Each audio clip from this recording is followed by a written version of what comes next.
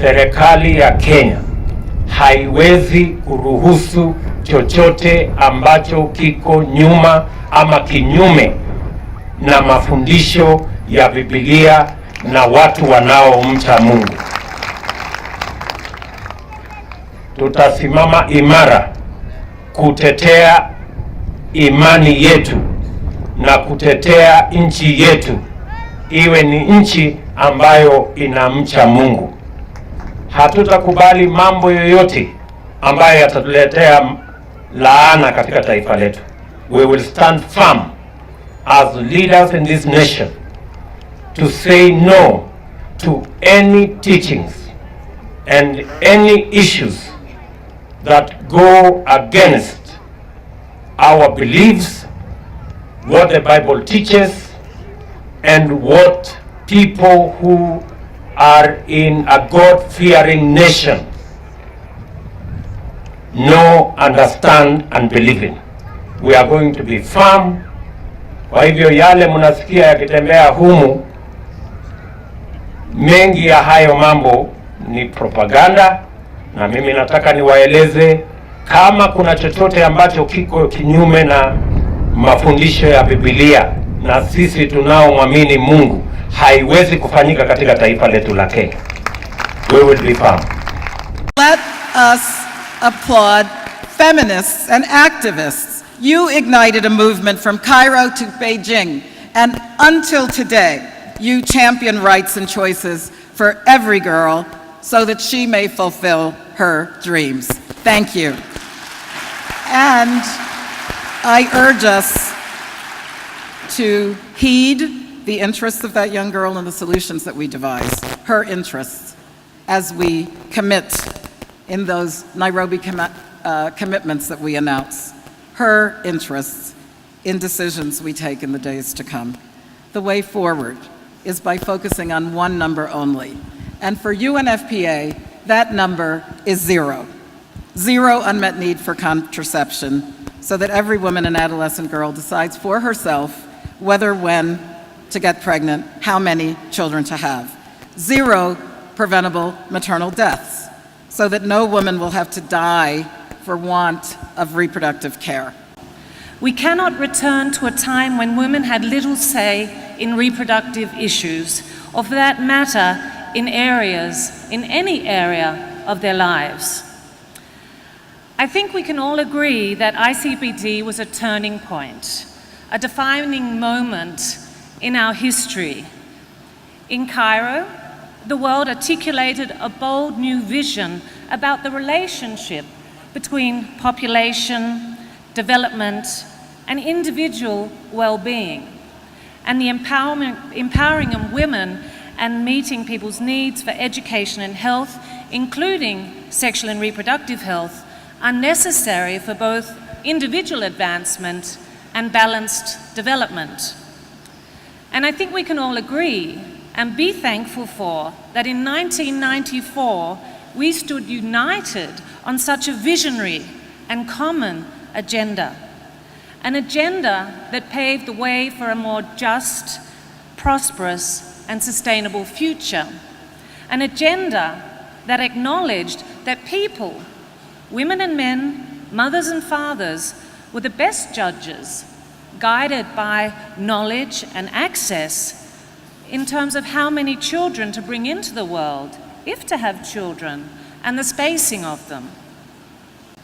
Achieving gender equality and women's empowerment and upholding women's rights is a game changer for poverty reduction, inclusive growth, democratic governance, peace, and justice. The Sustainable Development Goals cannot and will not be achieved until women, girls, and young people are able to control their bodies and their lives and live a life free from fear and from violence. The power to choose the number, timing, and spacing of children is a human right that can bolster well-being, economic, and social development. And when people can exercise their rights, they thrive, and they do, and so do societies at large. When these rights are denied, people's ability to achieve their full potential is constrained, and economic and social progress is impeded. And that's why governments must invest in human capital throughout the life course, from birth to older age, and particularly in helping children and adolescents to develop their full potential. This also means giving young people a place at the table to contribute to the formulation, implementation, and evaluation of policies and programs, such as those that are related to job creation, employment, and in the end, the fulfillment of their aspirations. We are here today to once again rededicate ourselves to the commitments made in Cairo. We are here to celebrate progress made in the last 25 years and to make new commitments to complete the unfinished agenda. As we do so, let us bear in mind the fact that the most important participants in this summit are actually not in this conference. And you may be wondering who I am referring to. I am referring to the 1 in 5 women from all corners of the world that this year alone will experience gender-based violence, most likely from someone who is close to them. The 800 women and girls who die every day during pregnancy or childbirth, and the 4 million girls who every year have to endure the painful and traumatic effects of female genital mutilation.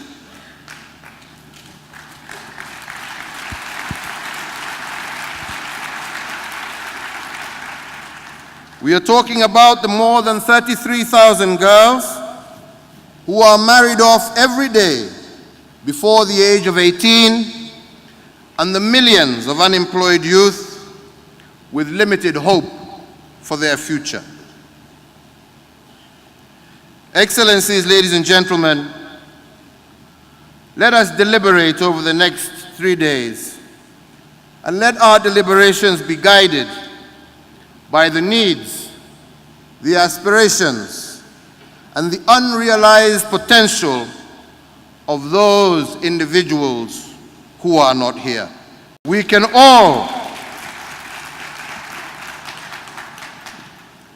together agree to eliminate female genital mutilation, which remains one of the most serious violations of human rights of women and girls.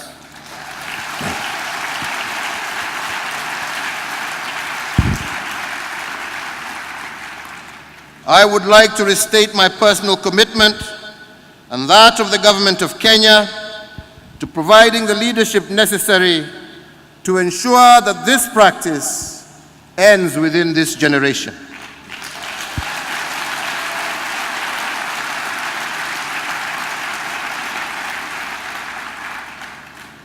In April this year, we signed a landmark declaration between the governments of Kenya, Uganda, Tanzania, Somalia, and Ethiopia to address cross-border FGM practice. And last week, we signed an agreement with religious and cultural elders from Kenya to eliminate FGM by 2022.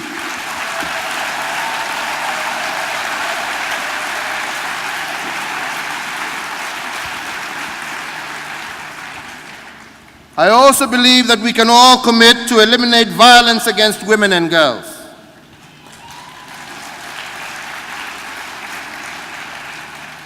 A woman has a 1 in 3 chance of experiencing physical or sexual violence in her lifetime.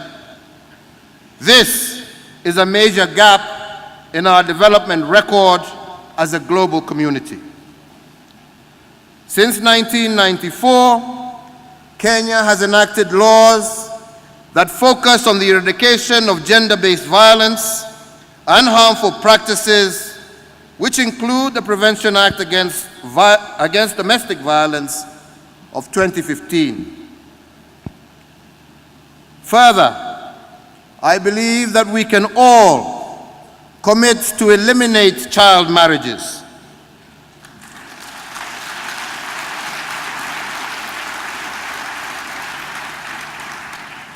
The percentage of young women between 20 and 24 years of age who are married before their 18th birthday has declined from 34% in 1994 to 25% in 2019.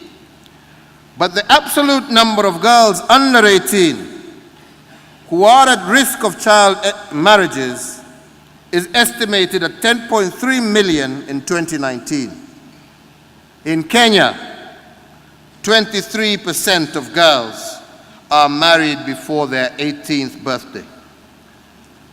Early marriages denies our girls a chance to achieve their full potential in education and limits their social economic contribution. Women are the backbone of the family and indeed the bedrock of a nation.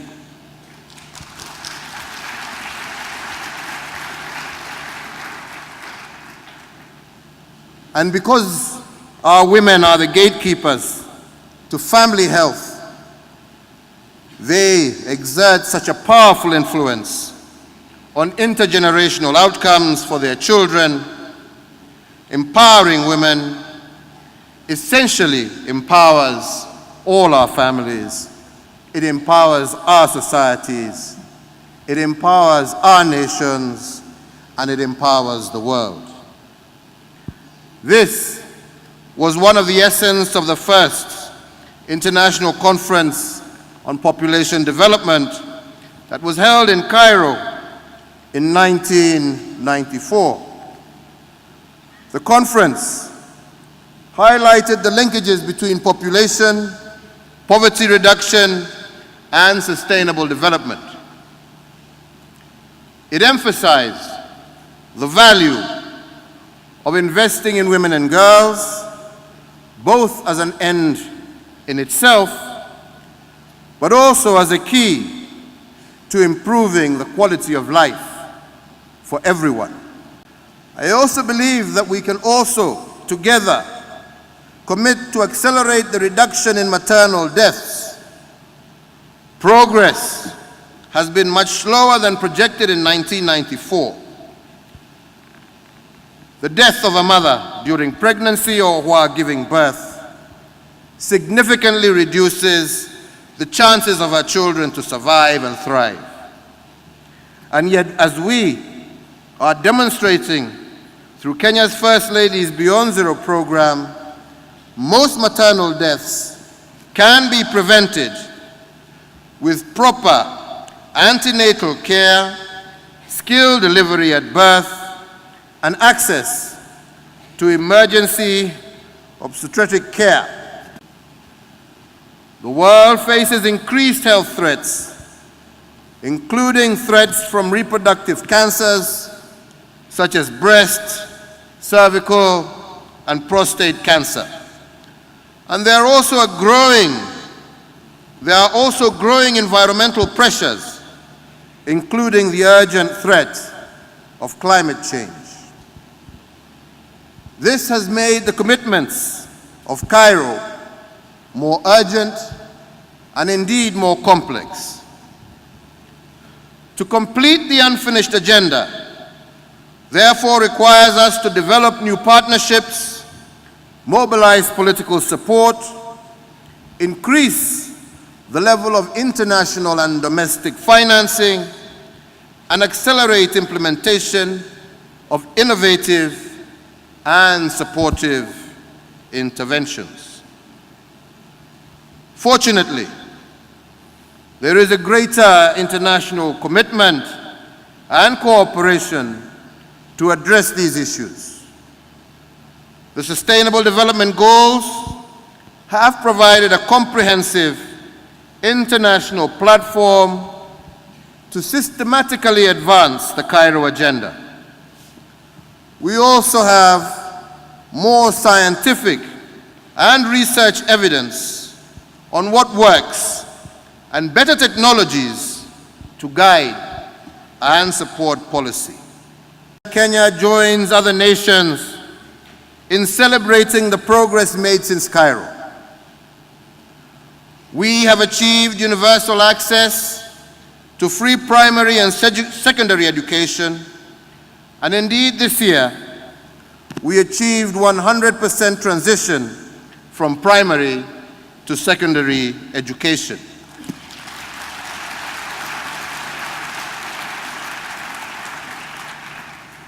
Further, we have achieved gender parity in both primary and secondary schools. On health, I am happy to say that we have dramatically reduced child and infant mortality, and maternity services and health services for children below 1 year are free in all government health institutions. Reduction in maternal mortality has been steady but slower, has steadily decreased but at a slower pace, from 698 in 1994 to 362 per 100,000 births, live births today, while the contraceptive prevalence rate has doubled. That will prevent complications in pregnancy or childbirth, when the woman has to give birth without the help of a midwife, nurse, or doctor. Yet, imagine the world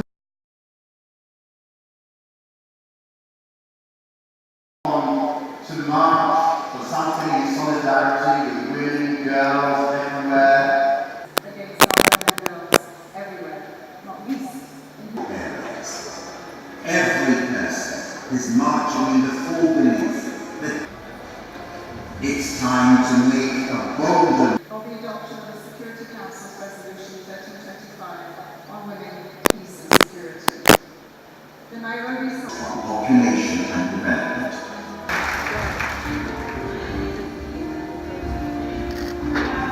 Gentlemen, 25 years on, we welcome you all.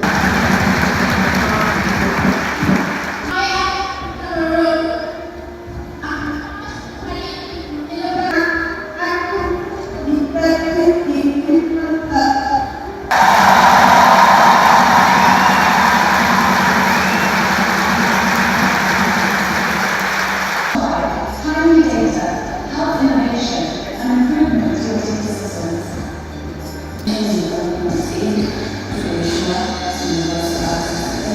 You're just talking. She was referring to the Greenbelt movement that she founded. Cairo ICPD began the push to put women and girls become promises kept to girls, to women, to boys, to men, to everyone sexually abused, hurt, and traumatized. These victims, these survivors, over their bodies, over their choices and their futures. And there is a fundamental reason that let us applaud feminists and activists. You ignited a movement from forgotten. Sexual and reproductive health and rights. They matter because women and girls matter. This is for all. The Nairobi Statement, with its 1,000+ Nairobi commitments, thus Not held, and the program of action was not agreed upon. What was the status of women and girls? communities. These country efforts are supported by the You know, unlimited families and women and communities. to deliver on that promise. Excellency, ladies and gentlemen, we've got unfinished business in concerning rights and choices for all. the work, the difficult, messy, tiring, day in and day out work it takes to act for real change.